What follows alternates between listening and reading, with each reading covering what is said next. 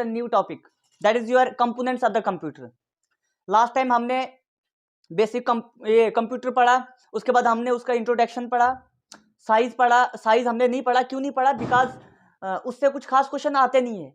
लेकिन इसका मतलब ये नहीं कि हम पढ़ेंगे नहीं, पढ़ेंगे हम बाद में। पहले हम मेन टॉपिक कवर करेंगे, ये जब आप समझ जाओगे वो आपको समझने में प्रॉब्लम नहीं होगी।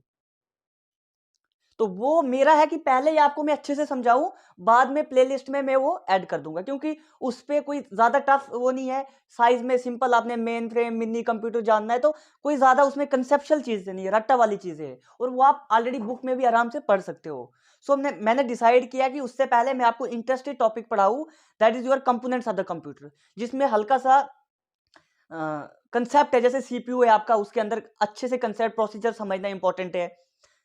ये सब थोड़ा प्रैक्टिकली है, बाकी तो सारे थ्योरी आपने पढ़ दी तो ऑलमोस्ट आपका कंसेप्ट हो जाता है। Okay, no finally we are starting to the components of the computer.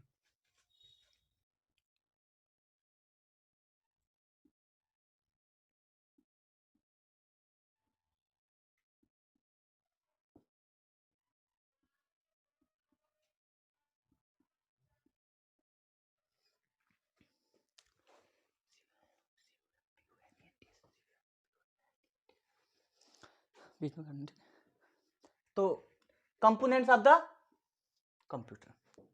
Okay, सबसे पहले तो कंपोनेंट्स ऑफ द कंप्यूटर पढ़ने से पहले आपके दिमाग में क्वेश्चन आ रहा होगा, बेसिकली है क्या components? What do you mean by components? आप तो सारा कंपोनेंट्स पढ़ दोगे, लेकिन बेसिक तो पता हो ना कि कंपोनेंट्स क्या है। आप में से बहुत सारे बच्चों को पता होगा, लेकिन उनके लिए जो काफी अभी बेसिक से स्टार्ट कर रहे हैं। कंपोनेंट मींस वो part, basic main part of the computer, मतलब जिससे पूरा कंप्यूटर मिलके बना हो, उसको बोलते हैं कंपोनेंट्स। अगर वो नहीं है तो कंप्यूटर नहीं है। These are the main part of the computer. Component means part, main part of the computer, that is called component. उसमें चाहे आपका इनपुट हो, आउटपुट हो, आपका सीपीयू हो, और साथ में आपका मेमोरी यूनिट हो। These are the components of computer. तो अब हम थोड़े से आज के बाद लिखना भी स्टार्ट करते हैं, बिकॉज आई थिंक ये तो मैं आपको बोल देता हूं, उसके बाद भूल जाता है, घर जाओगे तो आप भूल जाएगा।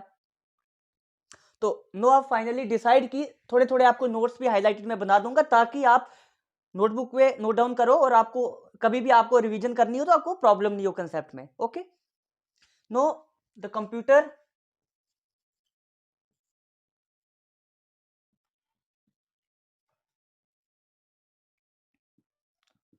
the computer consists of four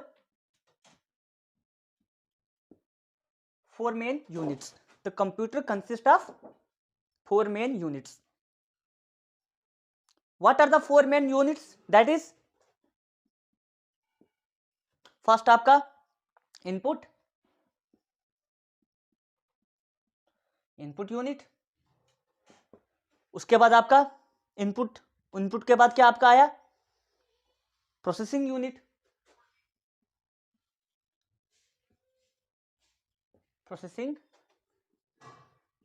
जिसको आप सीपीयू भी बोलते हो। उसके बाद आपका आउटपुट यूनिट,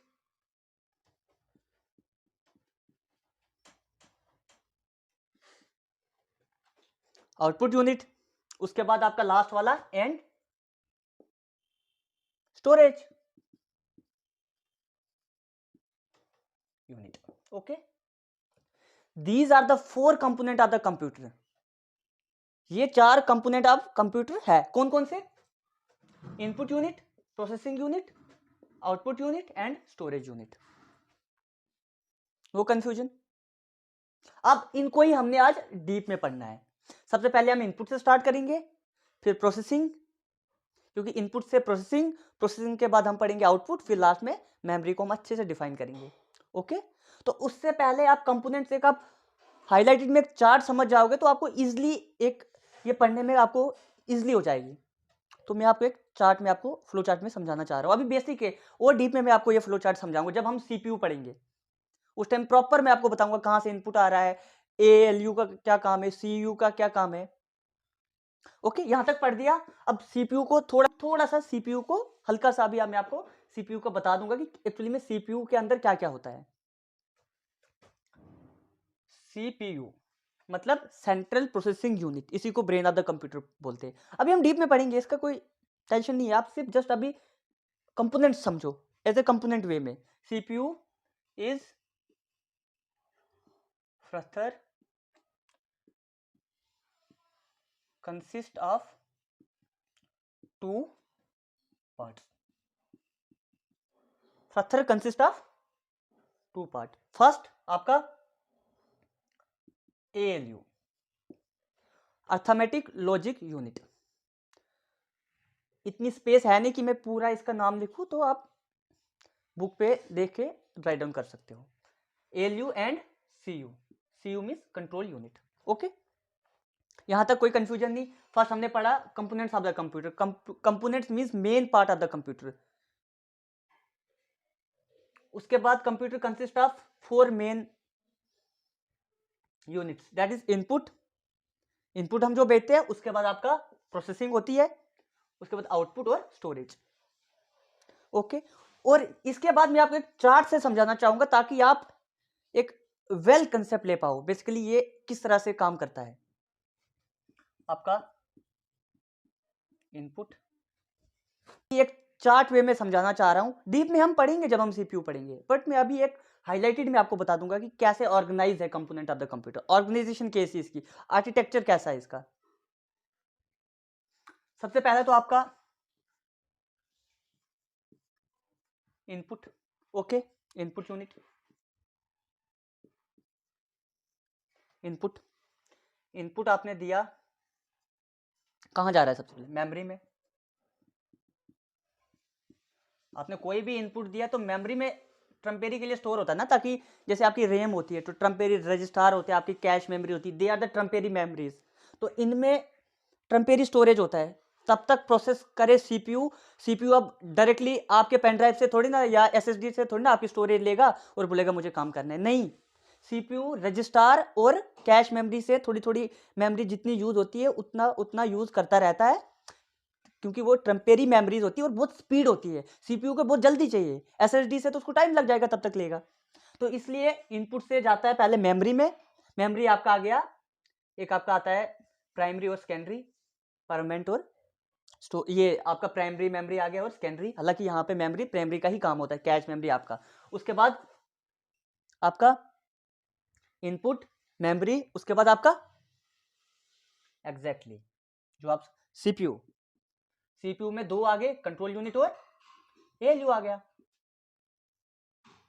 और ये वाइस वर्सा भी होता है, यहां से सिग्नल मेमोरी से सिग्नल वहां जाता है और वापस भी मेमोरी में आता है, तो वाइस वर्सा। लेकिन इनपुट से मेमोरी से वापस इनपुट में नहीं आता है, तो इसलिए ये सिंगल साइड में शो किया हमने।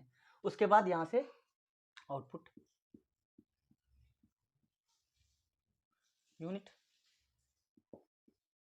ओके, तो जो मेमोरी सीपीयू से यहां पे गया, मेमोरी से सीपीयू में गया, किससे गया, आपकी रजिस्टर कैश मेमोरी, डीप में पढ़ेंगे हम ये। यहां से गया, वापस आया मेमोरी में, कोई हमने इंस्ट्रक्शन दी, जैसे अगर हमने कुछ भी लिखा कि 4+2 क्या होता है, हमने ये इनपुट दिया डिफरेंट मेथड से, आपका कीबोर्ड आपका माउस आ गया, और भी बड़े सारे जो भी इनपुट मेथड है हम पढ़ेंगे आगे, इनपुट डिवाइसेस जो भी आपके आ गए। इनपुट दिया, मेमोरी में गया, टेम्पेरी मेमोरी में, टेम्पेरी मेमोरी से आपका सीपीयू ने जो इंफॉर्मेशन थी उसको प्रोसेस किया, और उसका प्रोसेस करने के बाद उसका रिजल्ट दिए यहाँ पे मेमोरी में, रिजल्ट्स आपके वापस आए मेमोरी में। इस मेमोरी से रिजल्ट हमें आउटपुट शो किए। आउटपुट भी डिफरेंट मेथड से शो हो सकते हैं, स्क्रीन पे आपका सॉफ्टवेयर फॉर्म में हो सकता है, आप प्रिंट निकाल के हार्डवेयर अपना शो कर सकते हो। उसके बाद जब आपका ये आउटपुट आया, अब यही आउटपुट जो अभी मेमोरी में भी है, इसको चाहो तो आप स्टोरेज भी कर सकते हो, मतलब स्टोरेज, स्टोरेज यूनिट। ओके, कोई कंफ्यूजन नहीं यहां तक, ठीक है। स्टोरेज यूनिट, मेमोरी आपका यहां तक समझाया। अब इसको नीचे क्या पढ़ा, तो इसको क्या बोलते हैं, functional unit of the computer. Okay,